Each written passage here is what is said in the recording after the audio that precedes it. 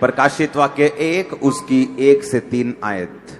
प्रभु यीशु मसीह का प्रकाशित वाक्य जो उसे परमेश्वर ने इसलिए दिया कि वह अपने दासों को वे बातें जिनका शीघ्र होना आवश्यक है सिखाए। इसको फ्लैट करो। और उसने अपने स्वर्गदूत को भेजकर उसके द्वारा अपने दास यूहन्ना को बताया, जिसने परमेश्वर के वचन और यीशु मसीह की गवाही और जो कुछ उसने देखा था उसकी गवाही दी। धन्य है वो जो इस भविष्यवाणी के वचन को पढ़ता है और वो जो सुनता है और वो जो इसमें लिखी हुई बातों को मानता है, क्योंकि समय निकट है। प्रकाशित वाक्य एक लौती ऐसी पुस्तक है बाइबल में जो सिर्फ आपको मानने से ही नहीं, सिर्फ आपको सुनने से ही बरकत दे जाती है, सिर्फ पढ़ने से ही बरकत दे जाती है। अब जब मैं ये पुस्तक को पढ़ रहा हूं, सिर्फ सुनने से ही और पढ़ने से ही बाइबल कहती है परमेश्वर का आत्मा हमें ब्लेस करेगा। जस्ट सुनने से, जस्ट इसको पढ़ने से आप ब्लेस हो यीशु मसीह के नाम में।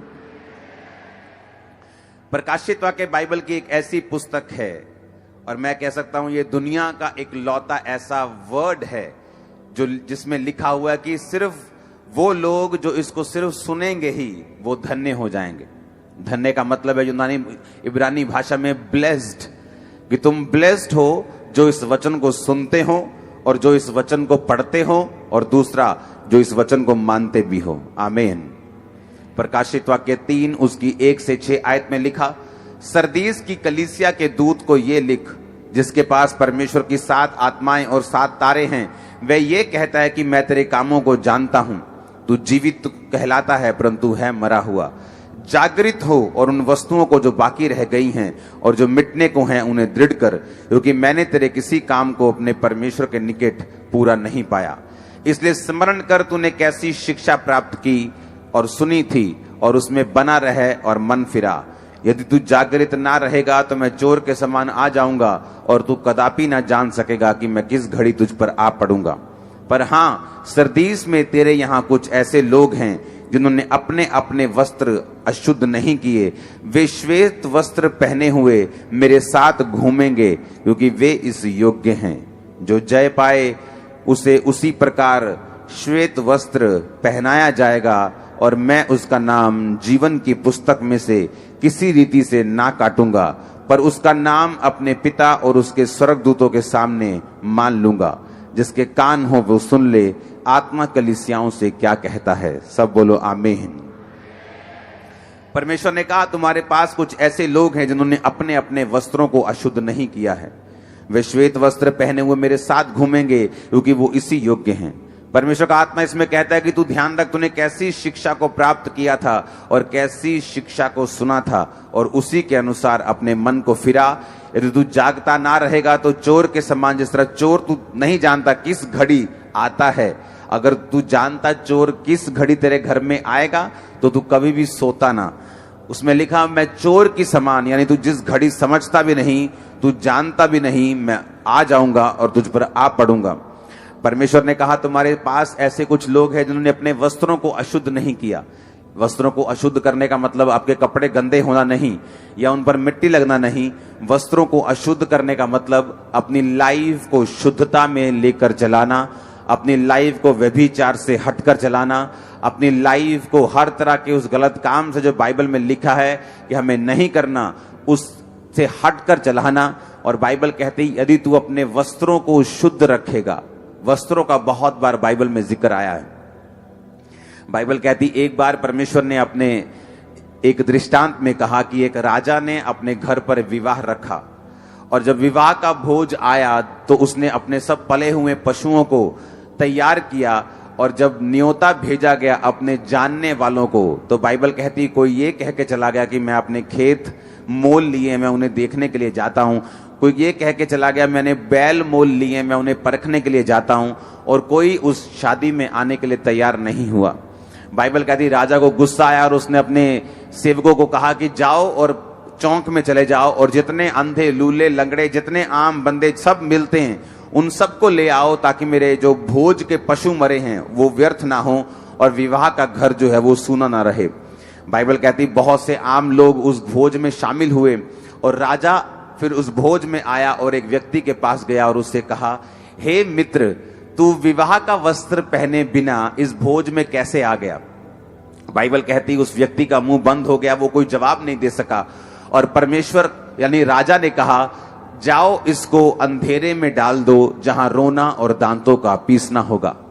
अब मैं आपसे एक क्वेश्चन करता हूं, यदि एक गरीब व्यक्ति को आप में से कोई अमीर व्यक्ति अपने खाने पर बुलाए, तो आप उसे यह कहकर दंडित नहीं कर सकते कि तू भाई अच्छे वस्त्र पहनकर मेरे घर पे क्यों आया है, क्योंकि वो तो है ही गरीब बंदा है, वो तो अच्छे उज्जवल वस्त्र नहीं पहन सकता और वो अपने आप नहीं आया। आपने उसे आमंत्रण दिया, आपने उसे इनविटेशन दिया, तुसी ओनू बुलाया कि साडे घर आके रोटी खा के जा।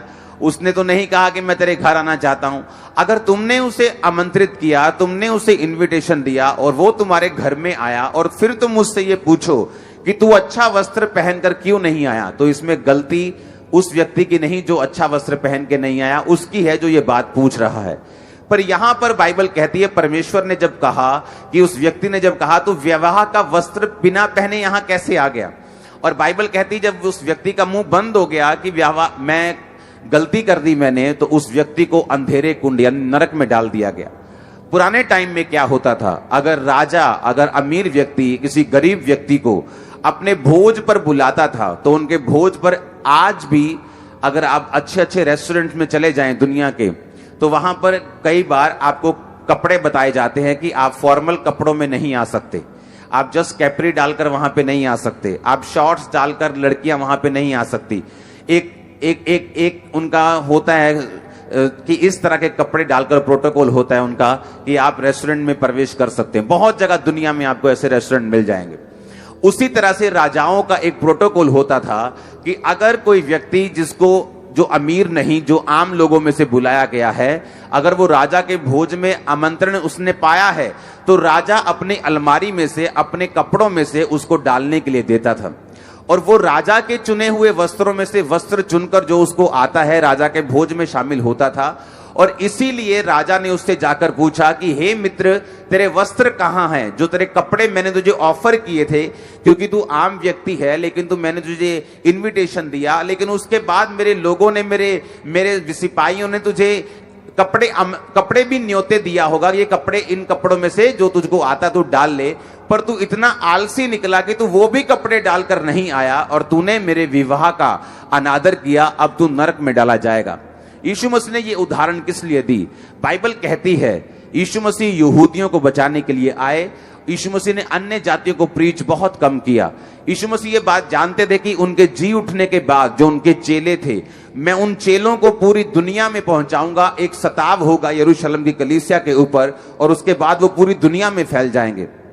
आज अगर आप इंडिया की बात कर लें, आप इंडिया के नीचे जो थाईलैंड, मलेशिया, फिलीपींस, आप वहां की बात कर लें, आप इंडिया के पूर्वी जितनी भी स्टेट्स हैं आप उनकी बात कर लें, आप केरला की बात कर लें, आप तेलंगाना की बात कर लें, आप आंध्र प्रदेश की बात कर लें। आंध्र प्रदेश में 40% लोग क्रिश्चियन हैं। आंध्र प्रदेश का सीएम भी क्रिश्चियन है। तमिलनाडु से लेकर, केरला से लेकर, गोवा से लेकर, सारी जो ईस्ट वाली जितनी भी, जो मिजोरम, नागालैंड था, जो ये सारी जो बहनें हैं, 7 सिस्टर्स बोलते हैं, सिस्टर स्टेट्स, वो सारी स्टेट से लेकर हर एक व्यक्ति 90% तक वो परमेश्वर में आ चुके हैं। वो सारे लोग कैसे परमेश्वर में आए? क्योंकि यरूशलेम की कलीसिया के ऊपर सताव हुआ और बाइबल कहती उनको भगाया गया ये सोचकर कि हम कामयाब हो गए, पर उन्हें ये मालूम नहीं था ये यहां से जा रहे हैं पर पूरी दुनिया में काम करने वाले हैं। और जहां से भगाया गया वो भी पूरा काम हुआ और चेलों ने वहां भी काम किया। अब मेरी बात को ध्यान से सुनना। अब परमेश्वर का जब ये वचन हम पढ़ते हैं वो कपड़ों की बात कर रहे हैं। आज हमने कपड़ों की बात की है कि जो श्वेत वस्त्र डाले हुए होंगे, परमेश्वर ने कहा उनको मैं अपने साथ सिंहासन पर बैठाऊंगा, उनके जीवन की पुस्तक में से उनके नाम को नहीं काटूंगा, मैं उनको उसको अपने पिता और स्वर्गदूतों के सामने मान लूंगा, मैं उनको नया नाम दूंगा, मैं उनको श्वेत पत्थर दूंगा, वो मेरे घर के खंबे कहलाएंगे। बहुत से वायदे परमेश्वर ने हमारे साथ किए हैं, लेकिन यहां परमेश्वर वस्त्रों की बात कर रहा है। अब जब उस दृष्टांत में जब उसको पूछा गया कि तू वस्त्र डालकर क्यों नहीं आया, क्योंकि वो वस्त्र तुझे ऑफर किए गए थे, तो इसका मतलब यह था कि जब परमेश्वर ने अपनी साल्वेशन का होका दिया, पंजाबी जगह ने होका देता है, हिंदी में बोलते हैं, जब उसको प्रीच किया, तो बाइबल कहती है यहूदियों ने उसको अस्वीकार करके क्रूस पर चढ़ा दिया। अब परमेश्वर ने देखा जब उसके लोगों ने उसका इनकार किया, वो अन्य जातियों की ओर गया, जैसे हमारी ओर गया। हम यीशु मसीह के घर में आने के काबिल नहीं थे। बाइबल कहती है यहूदी जो जाति थी वो किसी दूसरी जाति के साथ अपने संबंध नहीं रखती थी। वो सबको छोटी जात का समझते थे, और क्योंकि वो बड़ी जात थी तो वो किसी के साथ व्यवहार नहीं रखते थे। यीशु मसीह ने ये जात पात का व्यवहार, जात पात का जो कलंक है, ये खत्म हो जाए, इसीलिए परमेश्वर ने कहा अब जब यहूदियों ने मेरा इनकार किया, अब तुम पूरी दुनिया में जाओ, जितने अन्य जातियों के लोग हैं उन सबको मेरे घर में लेके आओ, ताकि मेरे घर में जो कुर्बानी हुई है वो वेस्ट ना हो। अब जब हम सब लोग यीशु मसीह के घर में आ गए, जब हम सब लोग परमेश्वर के घर में, परमेश्वर के भवन में, परमेश्वर की मुक्ति में हमने प्रवेश कर लिया, हम सब मसीही बन गए, हम सब प्रभु भोज में शामिल हो गए।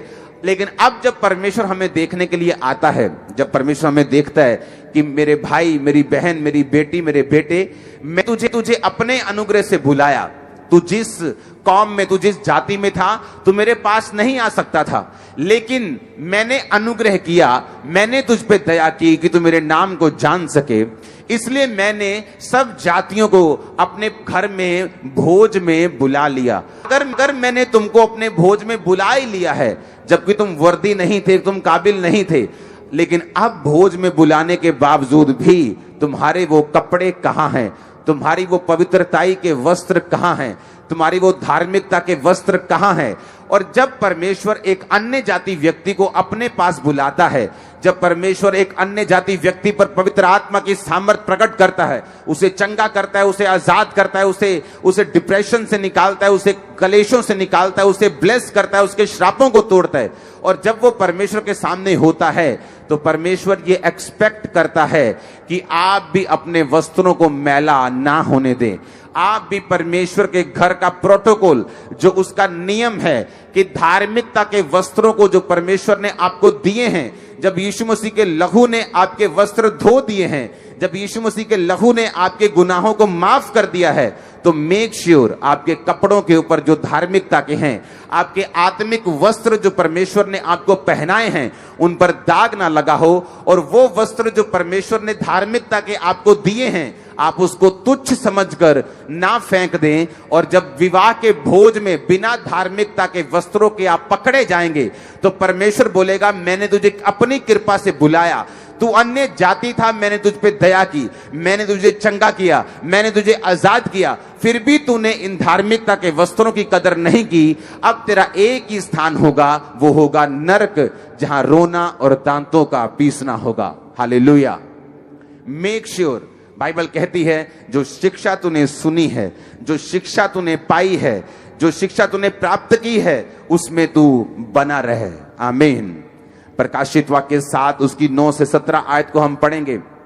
उसमें लिखा, इसके बाद मैंने दृष्टि की और देखो हर एक जाति और कुल और लोग और भाषा में से एक बड़ी भीड़ जिसे कोई गिन नहीं सकता था, श्वेत वस्त्र पहने और अपने हाथों में खजूर की डालियां लिए हुए सिंहासन के सामने और मेमने के सामने खड़ी हैं, और बड़े शब्द से पुकार कर कहती हैं, उद्धार के लिए हमारे परमेश्वर का जो सिंहासन पर बैठा है और मेमने का जय जयकार हो। और सारे स्वर्गदूत उस सिंहासन और प्राचीन और चारों प्राणियों के चारों ओर खड़े हैं। फिर वह सिंहासन के सामने मुंह के बल गिर पड़े और परमेश्वर को दंडवत करके कहा, आमीन। हमारे परमेश्वर की स्तुति और महिमा और ज्ञान और धन्यवाद और आदर और सामर्थ्य और शक्ति युगानुयुग बनी रहे। पूरी कलीसिया ऊंची आवाज में बोले आमीन।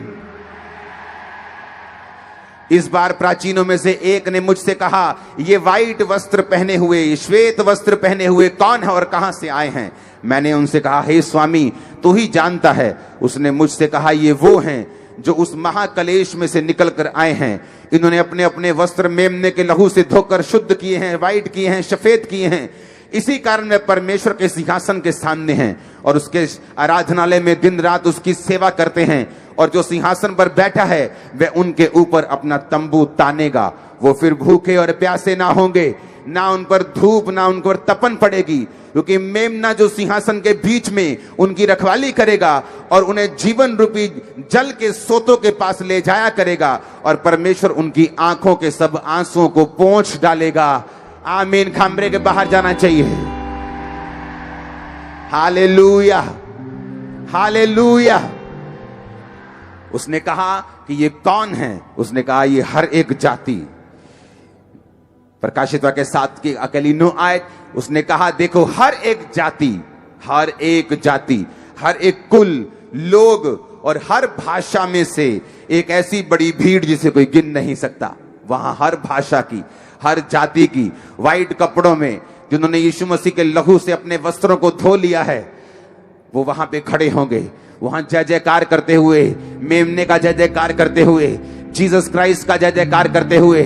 जहां पर ना धूप है, ना तपन है, ना बीमारी है, ना आंसू है, ना कलेश है, ना लड़ाई है, ना क्रोध है, ना विरोध है। जहां पर ना व्यभिचार है, ना शादी है, ना बच्चे हैं। जहां तुम परमेश्वर के सामने एक आत्मा की तरह खड़े होंगे कि तुम वही हो। परमेश्वर ने कहा वो व्हाइट वस्त्र पहने हुए लोग, जो अगले थर्सडे हम मीटिंग कर रहे हैं, व्हाइट वस्त्र पहने हुए, हाथों में खजूरों की डालियां लिए हुए। खजूर जो लाइफ का प्रतीक है।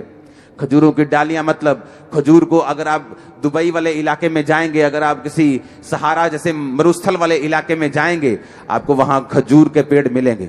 आप हैरान होंगे कि बिल्कुल रेत पर लगे हैं, बिल्कुल गर्मी, 50 डिग्री गर्मी पड़ रही है कि आप ऑमलेट बना सकते हो खुले में, इतनी गर्मी है। लेकिन वो पेड़ आपको हरा मिलेगा, वो पेड़ आपको फल देता हुआ मिलेगा। उसने आपको खजूरों की डालियों लेकर क्यों बोला? जितनी मर्जी धूप हो, बाहर का वातावरण जितना मर्जी कठिन हो, जितना मर्जी विरोध हो, बाइबल कहती तुम खजूर के समान फलोगे और फूलोगे यीशु मसीह के नाम में। परमेश्वर ने खजूर की डालियों को इसलिए कहा है, क्योंकि खजूर की डालियों को बाहरी वातावरण से सपोर्ट लेने की जरूरत नहीं। जिस तरह आपको और मुझको क्या चल रहा है ये देखने की जरूरत नहीं। हम खजूर के समान फलेंगे, लबानोन के देवदारों के समान हम फूलेंगे और फलेंगे। हालेलुया। खजूर को यह देखने की जरूरत नहीं है कि उसके मौसम अच्छा हो रहा है, अच्छा बारिश आ रही है, अब मैं फल लेके आऊंगा। वो धूप में लगा रहता है। ऐसे इलाके हैं जहां पानी का कोई सोर्स नहीं है, वो वहां भी लगा रहता है। ऐसे घाम में, ऐसे 50-55 डिग्री के टेम्परेचर में भी वो लगा रहता है। और सिर्फ लगा ही नहीं रहता, उसके पत्ते भी हरे रहते हैं। सिर्फ लगा ही नहीं रहता, वो खजूर भी देता है। सिर्फ लगा ही नहीं रहता, वो सारे फल भी देता है और टाइम पर देता है। आप फलों को लेके आने वाले यीशु मसीह के नाम में। आपका घराना फलों को लेके आने वाला यीशु मसीह के नाम में है। आपके लोग फलों को लेके आने वाले यीशु मसीह के नाम में है। आमीन हो चाहिए बरकत आपकी है चर्च। Hallelujah, hallelujah. ऊंची आवाज से बोलो हालेलुया। आपको बड़े ध्यान से ये बातों को समझना है। परमेश्वर ने कहा जो व्हाइट वस्त्र पहने हुए लोग होंगे, जो सफेद वस्त्र पहने हुए लोग होंगे, जिन्होंने यीशु मसीह के लहू से अपने वस्त्रों को धोया होगा। क्या है आपका मेरा टारगेट? क्यों हमने हीलिंग ली परमेश्वर से? ताकि इस दुनिया में हम ऐश कर सकें। क्यों हमने परमेश्वर से बरकत ली? ताकि हम परमेश्वर को भूल सकें। बाइबल कहती है वो आपको चंगा करता है ताकि आप उसे अपना उद्धारकर्ता ग्रहण कर सकें। वो आपको छुड़ाता है ताकि आपको मालूम हो कि अगला जीवन मैंने परमेश्वर यीशु मसीह के हिसाब से पापों से फ्री होके, इस दुनिया के चक्रों और कलेशों से फ्री होके मैंने परमेश्वर के साथ बिताने हैं। बाइबल कहती, उसको क्वेश्चन किया गया ये कौन है? उन्होंने कहा ये वही है जो महाकलेश से निकल के आए हैं। ये वही हैं जो विरोध से निकल के आए हैं। ये वही हैं जिन्होंने पाप के सामने घुटने नहीं टेके। ये वही हैं जिन्होंने व्यभिचार के सामने घुटने नहीं टेके। बाइबल कहती है यीशु मसीह ने कहा मैं चोर के समान, यानी जल्दी, तुम जिस घड़ी को जानते भी नहीं उस घड़ी मैं तुम्हारे ऊपर आ पड़ूंगा। अगर तुम जानते चोर किस घड़ी आएगा तो तुम उसको कभी भी आने ना दोगे और चोरी करने ना दोगे। पर यदि तुम्हें नहीं पता वो किस घड़ी आएगा तो तुम जागते रहोगे। इसलिए बाइबल में लिखा जागते रहो और प्रार्थना करते रहो। आमीन। वो कहता है जागते रहो और प्रेयर करते रहो। बाइबल कहती है हर एक जाति, हर एक कुल, हर एक भाषा, वहां एक भी ऐसी जाति नहीं होगी, एक भी भाषा नहीं होगी। इसलिए मैंने कहा यीशु मसीह धर्म नहीं, वो जीवन बदलते हैं। इसलिए हर एक जाति स्वर्ग में परमेश्वर के सामने मौजूद होगी जिन्होंने यीशु मसीह को कबूल किया है, जिन्होंने परमेश्वर को जाना है, यीशु मसीह के लहू से अपने वस्त्रों को, अपने जीवन के पापों को धोया है। हर एक जाति वहां मौजूद होगी, वो परमेश्वर के सामने होगी, खजूर की डालियां लिए हुए होगी, होसैना होसैना जयकारे लगाती होगी। जहां ना धूप होगी, ना तपन होगी, ना बीमारी होगी, ना कलेश होगा, वहां आप और मैं होंगे यीशु मसीह के सामर्थ्य नाम में। हमें उसकी तैयारी करनी है। आने वाले समय में मैं प्रकाशित वाक्य में से बहुत सी प्रीचिंग आपको बताने वाला हूं इसके लिए बहुत मेडिटेशन लगती है, इसके लिए दुनिया से दूर हटकर प्रार्थना में जाना पड़ता है। जस्ट आपको ये नहीं मालूम होना चाहिए दुनिया में क्या चल रहा है, आपको मालूम होना चाहिए बाइबल में क्या लिखा है, परमेश्वर क्या कह रहा है, प्रेयर में मुझे बढ़ना है। और इस हफ्ते से आपको प्रकाशित वाक्य में से बहुत सी चीजों को मैं बताने वाला हूं। आपके रोए खड़े हो जाया करेंगे बातों को सुन के, जब मैं आपको बताने वाला हूं कि परमेश्वर क्या सोचता है आपके बारे, एंड के दिनों में क्या होगा। बाइबल कहती परमेश्वर ने कहा मैं पहला हूं और आखिरी हूं और तुम बीच में हो। यीशु मसीह ने जब स्टार्ट किया कहता मैं पहला हूं, आखिरी हूं, तुम बीच में हो। तुम अपने सफर को पूरा कर रहे हो, तुम अपने मसीही सफर को पूरा कर रहे हो, तुम निकल रहे हो, तुम परमेश्वर की ओर बढ़ रहे हो। लेकिन यीशु मसीह ने कहा मैं आखिरी हूं, मैं देख सकता हूं कि तू मेरे पास आ रहा है, मैं देख सकता हूं तू बचाया जा चुका है, मैं देख सकता हूं बरकत तेरी जिंदगी में आ रही है। वो आखिरी है, वो जानता है कि वो हमें लूज नहीं करेगा अगर हम सीधा चलते रहेंगे तो। हालेलुया।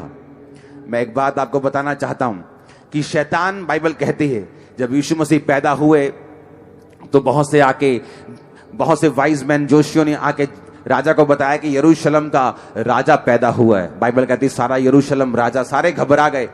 उन्हें लगता कि शायद ये फिजिकल राजा की बात कर रही, शायद कोई शारीरिक राज्य की बात कर रही। अरे परमेश्वर का राज्य जो था वो शारीरिक नहीं था, वो आत्मिक राज्य की बात कर रहा था। आमीन। हमारा कोई राज्य शारीरिक नहीं, हमारा युद्ध कोई शारीरिक नहीं, वो आत्मिक है, आत्मिक सेनाओं से है। इफ्सिया 6 उसकी 10 के बाद अगर आप पढ़ेंगे तो हमारा युद्ध शारीरिक नहीं, हमारा युद्ध किसी धर्म के लिए नहीं, हमारा युद्ध आत्मिक है, आत्मा की सेनाओं से है, नशे की दुष्ट आत्माओं से है, बीमारी की दुष्ट आत्माओं से है, कलेश की दुष्ट आत्माओं से है, जादू टोने की दुष्ट आत्माओं से है। बाइबल कहती है शैतान को मालूम हो चुका था कि यीशु मसीह पैदा हो चुके हैं। राजा ने कहा जाओ और जब तुम्हें मालूम हो जाए वो कहां पैदा हुआ मुझे बताओ। और जब वो गए और यीशु मसीह को देखा, उसे सोना, लोबान और गंधरस की भेंट चढ़ाई।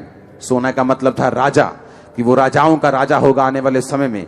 गंधरस का मतलब, लोबान का मतलब याजकों को चढ़ाई जाने वाली पवित्र चीज जो परमेश्वर को चढ़ाते थे, जो याजकी एक प्रतीक था। लोबान सुगंधित वस्तु और गंधरस एक कड़वी वस्तु जो उसके क्रॉस का प्रतीक था। ये एक भविष्यवाणी थी कि प्रभु यीशु मसीह राजाओं का राजा होगा। ये एक भविष्यवाणी थी कि ये महायाजक होगा। ये भविष्यवाणी थी कि ये क्रॉस को उठाएगा। हालेलुया। और बाइबल कहती है जब उन जोशियों को परमेश्वर ने दर्शन दिया कि दोबारा राजा के पास मत जाना, और जब वो अपने घर चले गए और राजा को मालूम हुआ कि जोशियों ने मेरी बात को नहीं सुना, मेरे साथ ठट्ठा किया, तो बाइबल कहती है उसने जाकर उस इलाके के सारे छोटे लड़के, 1 साल के, 2 साल के छोटे छोटे बच्चे मरवा दिए। वो बच्चे बहुत हजारों की गिनती में नहीं थे, वो कुछ ही गिनती में थे, लेकिन वो सारे बच्चे मरवा दिए गए। बाइबल कहती है राहमाह में एक बड़ा करुणा नाद सुनाई दिया। मैं आपको ये बातें इसलिए कह रहा हूं कि जब शैतान को मालूम होता है कि कुछ मुक्ति का काम होने वाला है, जब शैतान को मालूम होता है कि लोग नशों से आजाद होंगे, जब शैतान को मालूम होता है कि लोग मुक्ति की ओर अब चल पड़े हैं, बाइबल कहती है वो हमेशा इस प्लान को डिस्टर्ब करने की कोशिश करता है, हमेशा मार कुटाई करने की कोशिश करता है। लेकिन शैतान इस बात को कान खोल के सुन ले, परमेश्वर उससे 10 कदम, 100 कदम, 1000 कदम आगे होते हैं। उसे लगता था कि उसने उन बच्चों को मरवा दिया, काम खत्म हो गया। लेकिन यीशु मसीह को मालूम था, यहोवा पिता को मालूम था, इसलिए उसने जीसस क्राइस्ट के परिवार को दर्शन देकर कहा, उसके बाप को दर्शन दिया और कहा इसको लेकर मिस्र में चला जा, और जब तक मैं तुझे ना कहूं तब तक तू वही रहना। तो वो यीशु मसीह की जो माता, जो मरियम थी, उसका पति उसको उठाकर बाइबल कहती मिस्र में चले गए, और जब तक वो राजा नहीं मरा तब तक वो वही रहे। परमेश्वर ये बात जानते हैं और शैतान पूरी बातें नहीं जानता, लेकिन शैतान को आभास हो जाता है, उसको मालूम हो जाता है। जैसे एक दूर से कोई रोशनी आपकी तरफ आए तो आपको मालूम हो जाता है कोई गाड़ी मेरी तरफ आ रही है, वो ट्रक है, वो कार है, वो क्या है, वो ये नहीं मालूम होता, लेकिन इतना मालूम होता है कोई रोशनी दूर से चल के मेरे पास आ रही है। शैतान भी इतना ही देख सकता है, उसे ये मालूम हो जाता है कि कुछ परमेश्वर का जो काम है वो एक बड़े लेवल पे होने वाला है। परमेश्वर की जो मुक्ति है वो बड़े ग्रेटेस्ट रीति के साथ हिट करने वाली है, बड़ा कुछ तगड़ा काम होने वाला है। और वो तड़फता है, वो तड़फ के विरोध करने की कोशिश करते हैं, लेकिन परमेश्वर उससे कई कदम आगे हैं। जो परमेश्वर ने ठाना है वो होके रहेगा, जो खुदा ने ठाना है वो आपकी लाइफ में होके रहेगा, वो मेरी जिंदगी में होके रहेगा, जिसको परमेश्वर अपने पास बुलाना चाहेंगे उसकी जिंदगी में होके रहेगा। आमीन। ये मसीहियत जो है ये मैं बोल सकता हूं, ये जो भाग्यशाली हैं कि जिस बाइबल कहती है कि जिसको परमेश्वर पिता अपने पास बुलाता है वही उसके पास आ सकता है। जिसको परमेश्वर अपने पास बुलाए वही परमेश्वर को जान सकता है। आप ब्लेस्ड लोग हैं, जहां लोग सुन रहे हैं ब्रांचेस में, ब्लेस्ड हैं आपको परमेश्वर ने अपने पास बुलाया है। आमीन। अब जब थर्सडे को हम मिलेंगे वही व्हाइट कपड़ों में, अगर खजूर की डालियां तो लेते आना, तो उसका मतलब यह है कि हम आत्मिक आमद के लिए तैयार हो रहे हैं। हम जानते हैं अंत के दिनों में उसकी निशानियों को, अंत के दिनों में क्या होगा। अंत के दिनों में आकाश की शक्तियां हिलाई जाएंगी। अगर आप चांद की ओर अभी देखेंगे तो वो लहू सा है, जो बाइबल में भी लिखा हुआ है कि अंत के दिनों में चांद लहू हो जाएगा, सूर्य प्रकाश ना देगा, आकाश की शक्तियां हिलाई जाएंगी, कौम कौम पर चढ़ाई करेगी, महामारियां आएंगी, भूकंप आएंगे, बाढ़ें आएंगी। हम इन सब चीजों को पूरा होते हुए देख रहे हैं। ये अंत के समय की निशानियां हैं। अंत के समय का वो आवर, वो 1 घंटा जो है वो करीब आ चुका है। यीशु मसीह आपको लेने के लिए आने वाले हैं। अपने व्हाइट कपड़ों को धो के रखे हैं। वो व्हाइट कपड़े नहीं जो आप अगले वीरवार डालने वाले हैं, वो कपड़े जो परमेश्वर ने आपको धार्मिकता के दिए हैं। उसमें किसी व्यभिचार का दाग नहीं होना चाहिए, किसी नशे का दाग नहीं होना चाहिए, किसी भी खिलाफत का, निंदा का दाग नहीं होना चाहिए। बाइबल कहती है, वो कहता जो कपड़े मैंने तुझे दिए हैं उन्हें संभाल के रख। वो तेरी कृपा से नहीं मिले, तू अच्छा था इसलिए तुझे नहीं मिले, क्योंकि मैंने तुझे भोज में शामिल किया, अपनी कृपा से बुलाया, वो इसलिए तुझे मिले हैं। अगले थर्सडे जब हम मिलेंगे, आप ये खुदा के साथ वायदा करेंगे कि आप अपने उन श्वेत वस्त्रों को संभाल के रखेंगे। आप अपने उन श्वेत वस्त्रों को जो खुदा ने धार्मिकता के आपको दिए हैं, आप उनको पकड़ के रखेंगे। आप उन्हें गंदा नहीं करेंगे, ताकि स्वर्ग में, ताकि जब हम उठाए जाएं, जब हमारा न्याय सिंहासन के सामने न्याय हो, तो हमें ये ना कहा जाए कि तुझे वस्त्र ऑफर किए गए थे, तेरे वो वस्त्र कहां हैं। ऐसा ना हो कि हमारा मुंह बंद हो जाए, हमारे पास जवाब ना हो और हम उठाकर नरक में डाल दिए जाएं। और नरक और स्वर्ग के बीच बाइबल कहती है कि बड़ा गड्ढा है। ना तो कोई स्वर्ग से नरक आ सकता है अपने लोगों को प्ली करने के लिए कि भाई साहब मुझे बचा लो, मैं तौबा करता हूं, ना कोई स्वर्ग से नरक जा सकता है उनको तौबा का प्रचार करने के लिए। यही धरती खुदाबंद ने दी है तौबा का प्रचार करने के लिए। कोई स्वर्ग दूत भी तौबा का प्रचार नहीं कर सकता। ये आपको और मुझको परमेश्वर ने इख्तियार दिया है, अधिकार दिया है। इसीलिए किसी स्वर्ग दूत का विरोध आप होते हुए कभी नहीं सुनेंगे। आप इंसानों का विरोध होते हुए सुनते हैं, क्योंकि इंसान ही है जो मुक्ति का प्रचार करने के लिए परमेश्वर ने धरती पर निर्धारित किया है। और शैतान को बिल्कुल अच्छा नहीं लगता जब कोई मुक्ति का प्रचार करे, उद्धारकर्ता का प्रचार करे, मुक्तिदाता यीशु मसीह का प्रचार करे कि यीशु ही प्रभु है, वो इस चीज का प्रचार करे, उसको अच्छा नहीं लगता। इसलिए आपको प्रीच करते रहना है, आपको बोलते रहना है, हौका पंजाबी कहने देते रहना है, ताकि परमेश्वर में जो लोग बचाए जाएं वो स्वर्ग के वारिस हों। मेरी ये प्रेयर है, आपके द्वारा आपका परिवार, आपका नगर, आपका घराना मसीह में बचाए जाएं। आपके पास इतनी ब्लेसिंग हो, इतनी ब्लेसिंग हो, इतनी ब्लेसिंग हो कि आप उसको मुक्ति के प्रचार में लगा सकें यीशु मसीह के सामर्थ्य नाम में। आमीन। मेरे को ऊंचे वाला और खरकदार चाहिए थोड़ा सा।